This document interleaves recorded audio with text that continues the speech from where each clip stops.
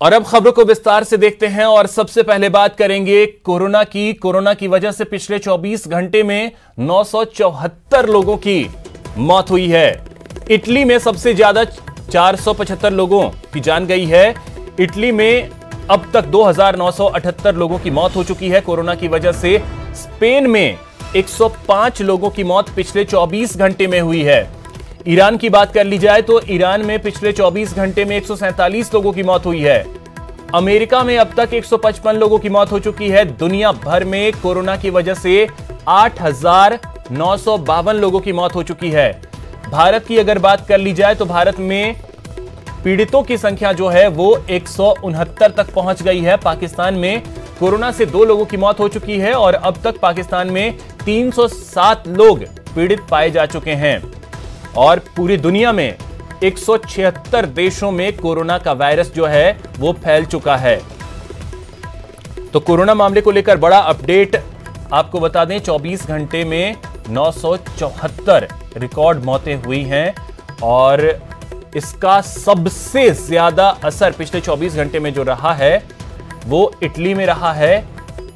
और भारत में जो मरीजों की संख्या है वो 165 को पार कर गई है।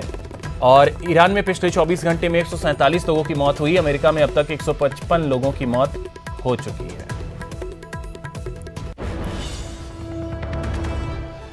दिल्ली में एक कोरोना मरीज ने खुदकुशी कर ली। मरीज ने 7वीं मंजिल से कूदकर अपनी जान दे दी। 35 साल का यह मृतक हाल ही में सिडनी से वापस लौटा था। जानकारी के मुताबिक कोरोना वायरस से पीड़ित शख्स पिछले 1 साल से सिडनी में रह रहा था।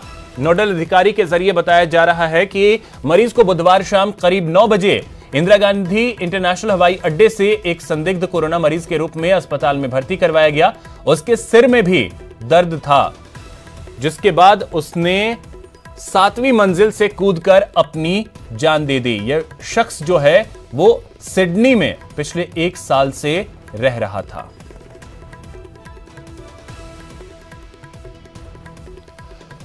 तो देश में कोरोना मरीजों की बढ़ती संख्या और दहशत के माहौल के बीच प्रधानमंत्री नरेंद्र मोदी आज रात 8 बजे देश को संबोधित करने वाले हैं। इस संबोधन के दौरान पीएम मोदी कोरोना के खिलाफ भारत की रणनीति और तैयारी की जानकारी लोगों को देंगे। इस दौरान भारत की तैयारी को और मजबूत करने के रास्तों पर भी बात करेंगे।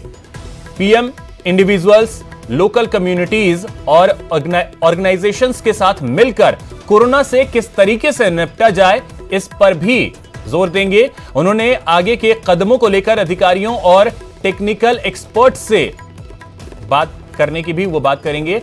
तो ये बेहद अहम है। पीएम मोदी आज संबोधित करने वाले हैं देश को। कोरोना को लेकर के वो बात करेंगे और किस तरीके से आगे कोरोना से निपटना है इसको लेकर के आज पीएम मोदी देश को संबोधित करेंगे। पीएम ने वादा किया कि नागरिकों की मदद को जो बन पड़ेगा करेंगे। ट्विटर के जरिए वर्क फ्रॉम होम को प्रोत्साहित कर रहे हैं पीएम मोदी। ओडिशा सीएम नवीन पटनायक को भी पीएम मोदी से शाबाशी मिली है। कोरोना वायरस की रोकथाम में लगे डॉक्टर्स और रिसर्चर्स को उन्होंने सलाम किया है।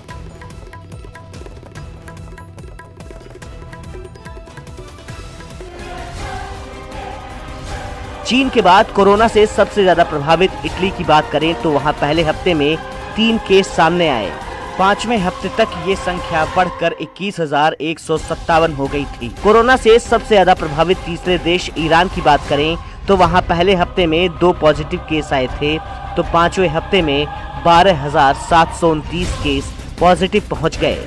भारत में पहले हफ्ते में 3 पॉजिटिव केस सामने आए। 5वें हफ्ते तक ये संख्या महज 150 के करीब थी।